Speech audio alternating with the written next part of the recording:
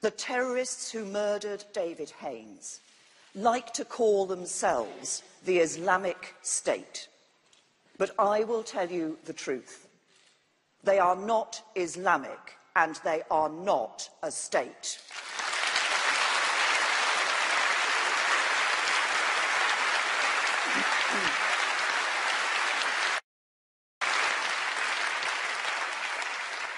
Their actions have absolutely no basis in anything written in the Koran. What they believe has no resemblance whatsoever to the beliefs of more than 1 billion Muslims.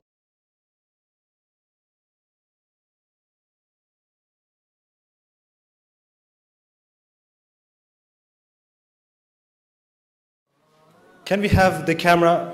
Can we have this camera focusing on all the audience, sir? Can we have this camera focusing on all the audience? Because every now and then, every time we have a conference, every time we invite a speaker, they always can come with the same accusations. This speaker supports death penalty for homosexuals. This speaker supports death penalty for this crime or that. He is homophobic. They subjugate women, etc., etc., etc. It's the same old stuff coming all the time. And we always try to tell them, I always try to tell them that, look, it's not that speaker that we're inviting who has these extreme radical views, as you say. These are general views that every Muslim actually has. Every Muslim believes in these things. Just because they're not telling you about it, or just because they're not out there in the media, doesn't mean they don't believe in them. So I will ask you, everyone in the room, how many of you are normal Muslims? You're not extremists, you're not radical, just normal Sunni Muslims. Please raise your hands. Everybody, mashallah, subhanallah. Okay, take down your hands again. How many of you agree that men and women should sit separate? Please raise your hands. Everyone agree. Everyone agree. Brothers and sisters. Subhanallah. So it's not just these radical sheikhs then. Allahu Akbar. Next question. How many of you agree that the punishments described in the Quran and the Sunnah, whether it is death, whether it is stoning for adultery, whatever it is, if it is from Allah and His Messenger, that is the best punishment ever possible for humankind, and that is what we should apply in the world. Well, who agrees with that? Allahu Akbar. Are you all radical extremists? Subhanallah. So all of you are saying that you are common Muslims, you all go to the different masajid Norway, or are you like a specific sect, like the Islam net sect or anything like that? Are you like that? No. Are you like that? Please raise your hand if you're like this extreme Islam net sect or anything like that. No one. Allahu Akbar. How many of you just go to these normal masajids in Norway, the normal Sunni mosques? Please raise your hands. Allahu Akbar.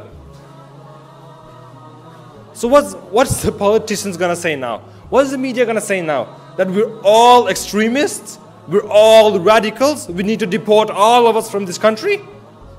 Subhanallah. Allahu Akbar. Takbir! Takbir! What is interesting, there seems to be a parallel.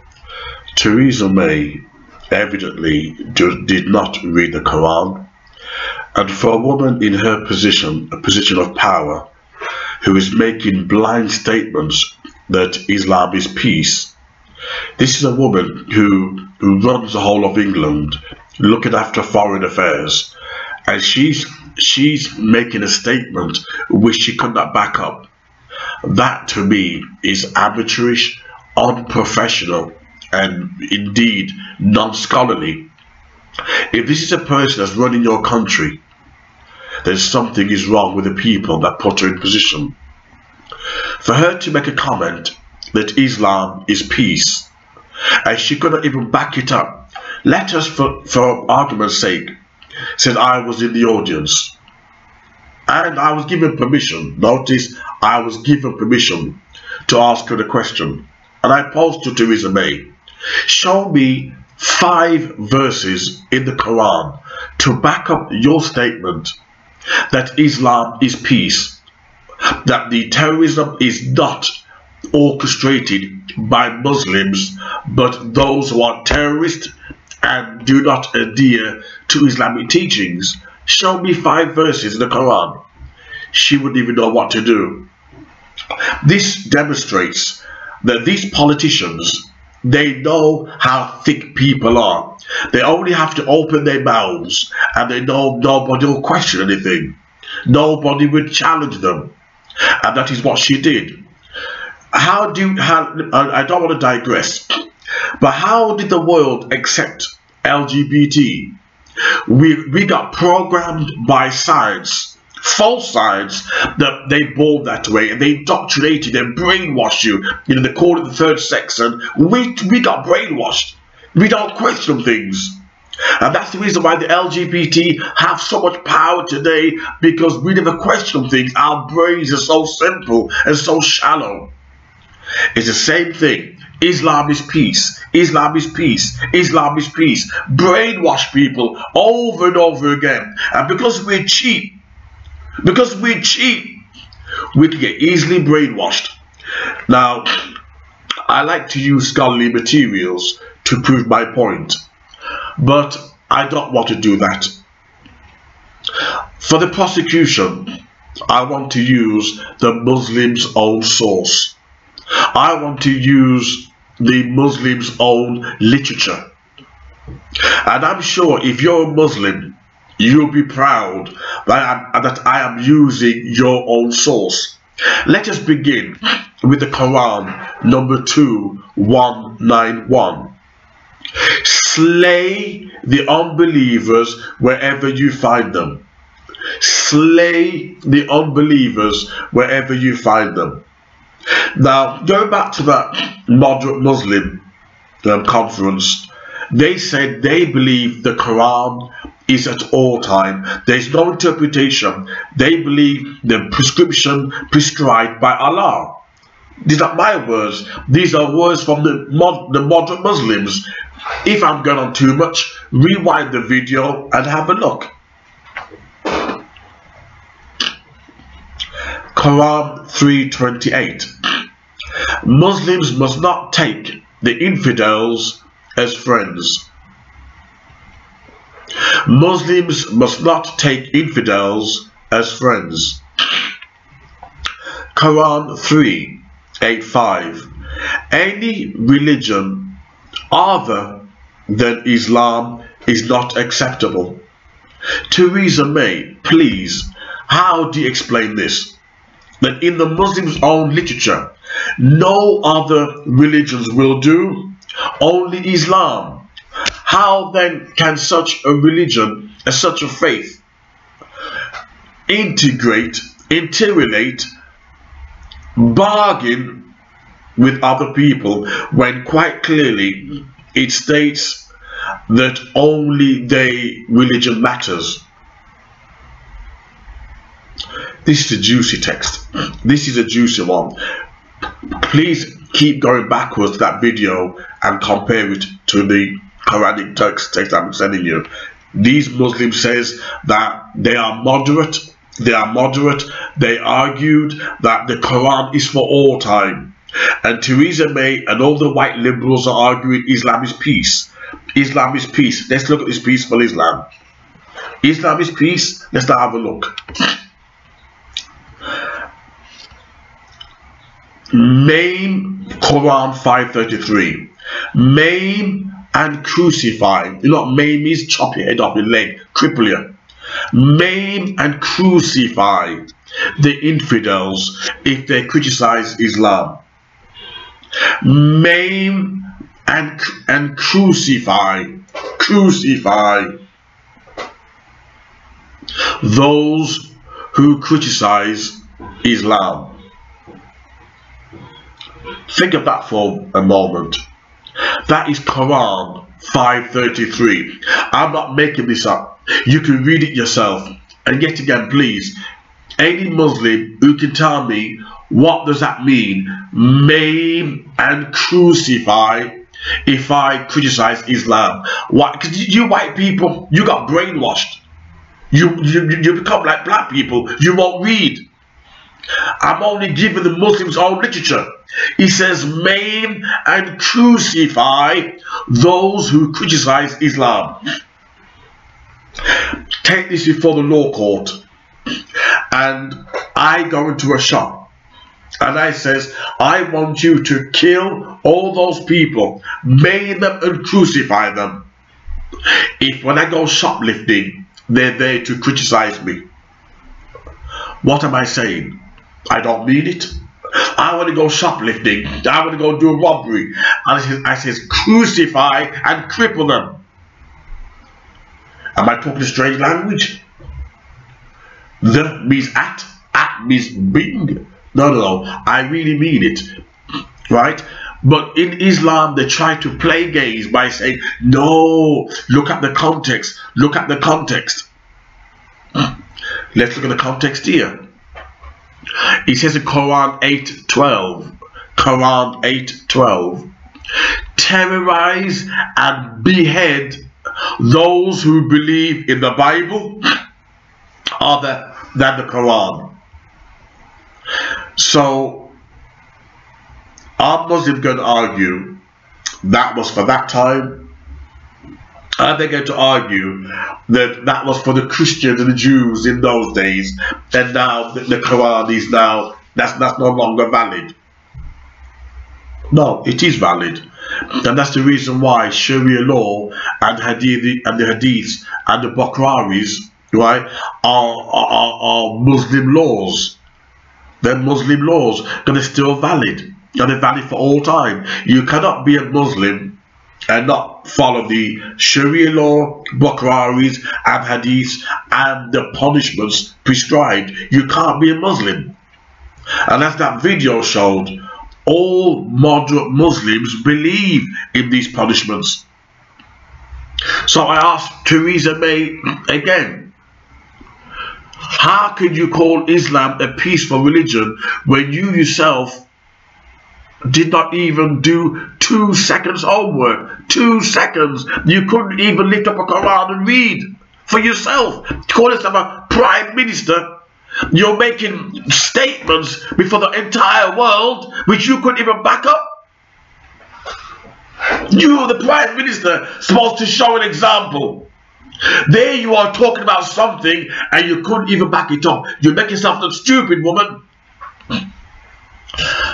Quran 9:30. The Jew and Christians are perverts. Fight them. Quran 9:30. If you don't remember anything else, I'm just telling you. Quran 9:30. That's all I'm giving you. Quran 9:30. The Jews and Christians, fight against them. Fight against them. They are perverts. Says Quran 9:30. The Jews and Christians are perverts. Fight them. Look. No white liberal has ever gone on television, no nation of Islam, all black Muslims, and I've quoted these texts. Do you know why? Because you people are scared to read. You're scared to read. These devilish texts, these demonic texts, these terroristic texts are in the Quran. I'm not making them up. They are in the Quran. And I continue. Quran 9:1-3. Make war of the infidels living in your neighborhood. Make war of the infidels living in your neighborhood. Meaning, you think to yourself, you got a humble Muslim neighbor, meaning they are plotting, they are trained and programmed to plan for the day of reckoning. They are programmed that one day they must seize you and cut your throat. They're just waiting until their power has increased. They're waiting until the power of Christianity crumbles, European principles break down, family values break down, and then Islamic force will move in. Theresa May said, Islam is peace. I agree. I agree with her. Quran 47:4. Please explain this. Any Muslim, do not hanker for peace. They say Islam is peace. Do not hanker for peace with the infidels. That they love that term, behead. They love that term, knife you. When we go to Muslim countries, you always see them crucifying Christians. Behead them whenever you catch them. Quran 47:4. Do not hanker for peace with the infidels. Behead them whenever you catch them. Please, any Muslim out there, listen to this video. How are you going to answer the charge that these moderate Muslims believe in the Quran, the punishment prescribed by your deity? They believe in the capital punishment given by Sharia law, the Bukhari, the Hadith. Are you ashamed of the Quran? Are you ashamed of your Bukharis? Are you ashamed of your Hadiths? No, you're not. So if you're not ashamed of it, you're going to practice it. Any questions? I put it to you that Islam is a terrorist, misogynist, racist, pedophile, gangster, totalitarianism, and wicked system. It is not a religion, it is a system. And because of the oil that Muslims have the unfortunate, position to have, people like Theresa May, who is now in Saudi Arabia. Notice this is the game of Muslims. Women gotta cover up. Women gotta cover up. They claim they believe in the Quran. Yet Theresa May went with a miniskirt. She went with a miniskirt. She didn't cover up. It's oil and politics. That's all Islam is. Oil and politics. They allowed an infidel into Arabia like a prostitute. Didn't cover up her head, showing a nice lovely skirt. Yet the Muslim didn't mind. You damn hypocrites. It's all about oil and politics. Oil and politics. And the fools out there, burn themselves for Allah. Burn yourself. You don't understand Islam. Look at Saudi Arabia. They are the ones who've got the Quran. They are the ones who dictate. While the fools, the peasants, kill themselves for a bunch of sheiks who don't take Islam seriously. I mean, I'm going off the subject slightly, but you'd be surprised. It's like people at top of the church, the rich son of a bitches at top of the church. They don't take Christianity seriously. They're making money, to them it's about politics, empire. But the peasants, at the bottom, we're the ones who take Christianity seriously. It's all about power. Power. Behind every religion, it's about power.